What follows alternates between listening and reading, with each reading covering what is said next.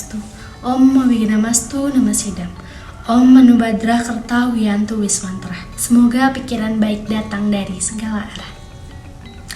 Izinkan saya memperkenalkan diri terlebih dahulu. Perkenalkan, nama saya Niko Marada Pratiwi, NIM 21170412444. Yang saya hormati Bapak dosen pengampu mata pelajaran agama Hindu, serta teman-teman semua yang saya banggakan.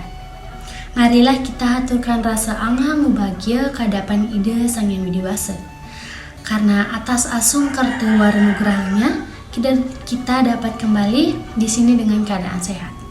Pada kesempatan hari ini saya akan menyampaikan pesan Dharma yang berjudul Karma Pala sebagai penuntun hidup manusia.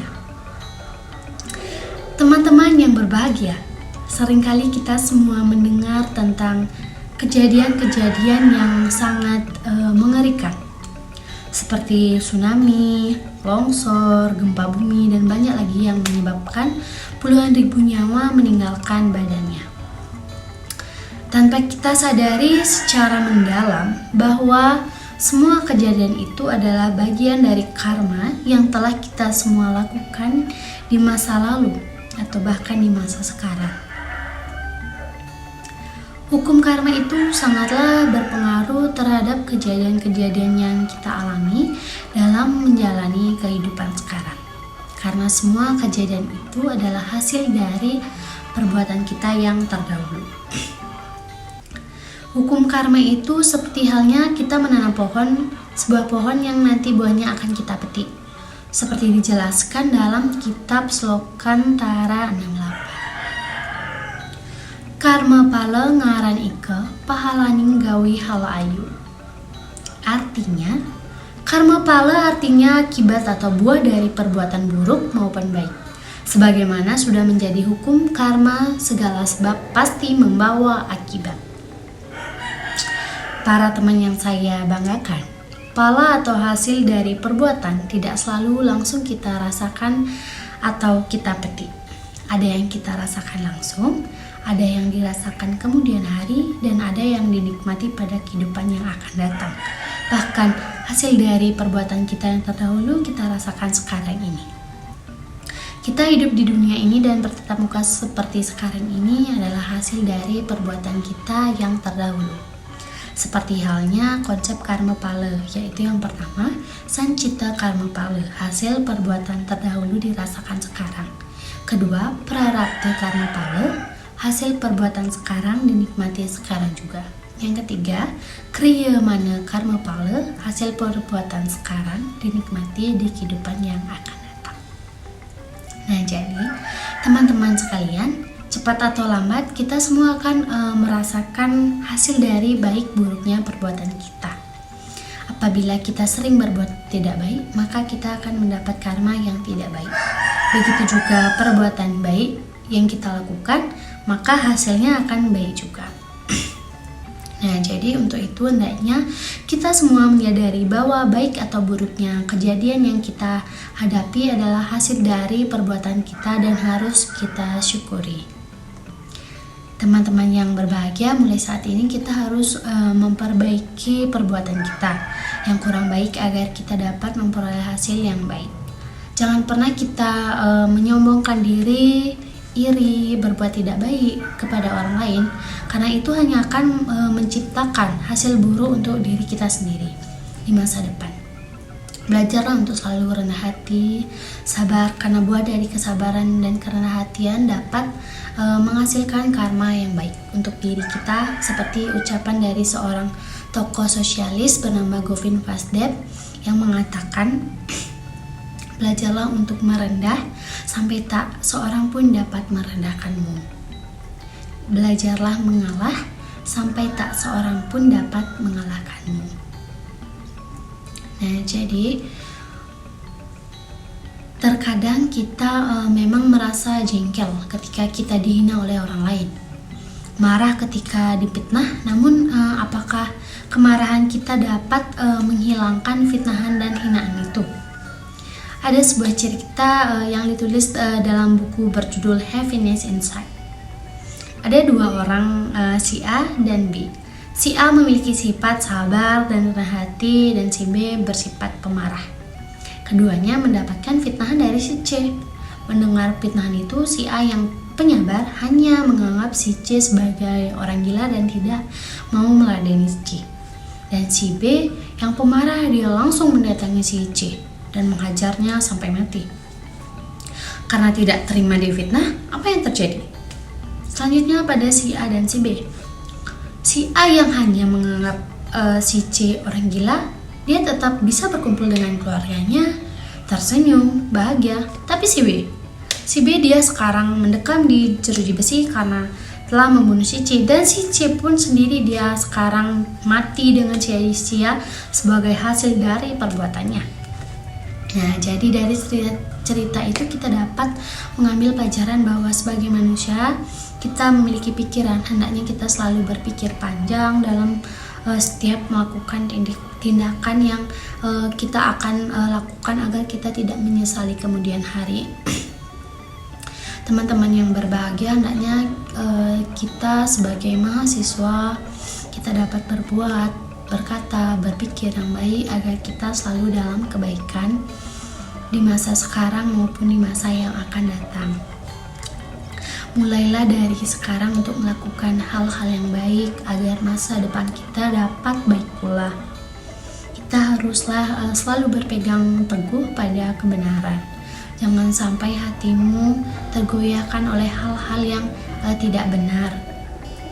Sekian pesan Dharma yang dapat saya sampaikan. Semoga bermanfaat untuk kita semua dan semoga kita selalu berbuat dalam kebaikan. Menurut ajaran agama, dharma yang diwahyukan ke dunia dengan perantara para maharesi, maka segala baik buruk kegiatan subha karma atau asubha karma akan membawa akibat tidak saja di dalam hidup sekarang ini, tetapi juga di akhirat, surga dan neraka. Setelah atma atau roh dengan sukma sarira, badan kasar, terpisah dari stula sarira atau badan wadak dan membawa akibat pula dalam penjelmaan yang akan datang purnambawa. Nah, jadi maka atma bersama dengan suksma sariranya bersenyawa lagi dengan setula sarira. Sang Yang Widi menghukumnya dengan hukum yang bersendikan dharma, dan dia akan merahmati atma seseorang yang berjasa dan yang melakukan amal kebajikan yang suci atau subha karma, dan dia pun akan mengampuni atma seseorang yang pernah berbuat dosa bila ia tobat dan tawakal serta tidak akan melakukan dosa lagi. Tuhan Maha Tahu bergelar Yamadipati atau pelindung agung hukum keadilan yang selalu menjatuhi hukuman kepada atma yang tiada henti-hentinya melakukan kejahatan atau dosa dan memasukkannya ke dalam neraka. Di sini atma itu menerima hasil perbuatannya berupa neraka. Adapun penjelmaan atma semacam ini adalah sangat nista dan derajatnya pun semakin merosot. Jika ia selalu berbuat jahat, apapun kita perbuat, seperti itulah hasil yang akan kita terima. Yang menerima yang berbuat dan efeknya kepada orang lain. Karma pala adalah sebuah hukum kausalitas bahwa setiap perbuatan akan mendatangkan hasil. Jadi dalam konsep Hindu, berbuat itu terdiri atas perbuatan melalui pikiran, perbuatan melalui perkataan, dan melalui tingkah laku. Ketiganya lah yang akan mendatangkan hasil bagi yang berbuat. Kalau perbuatannya baik, hasilnya pasti baik. Demikian pula sebaliknya. Jadi apapun perbuatan kita saat ini, baik itu baik ataupun buruk, pasti ada karma palanya. Baik itu kita terima saat ini maupun kehidupan kita selanjutnya. Tidak salah jika kita melihat kehidupan seseorang yang sangat sukses ataupun bahagia, mungkin saja karmanya sangat baik di kehidupannya yang dahulu.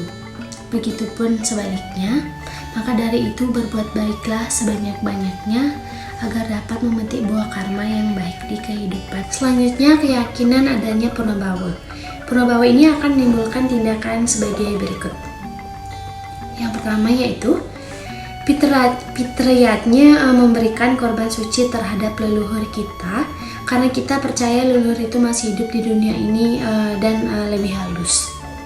Yang kedua yaitu pelaksanaan dana punya atau amal saleh, karena perbuatan ini membawa kebahagiaan setelah meninggal. Yang ketiga, berusaha menghindari semua perbuatan buruk, karena jika tidak akan membawa ke alam neraka atau mengalami kehidupan yang lebih buruk lagi.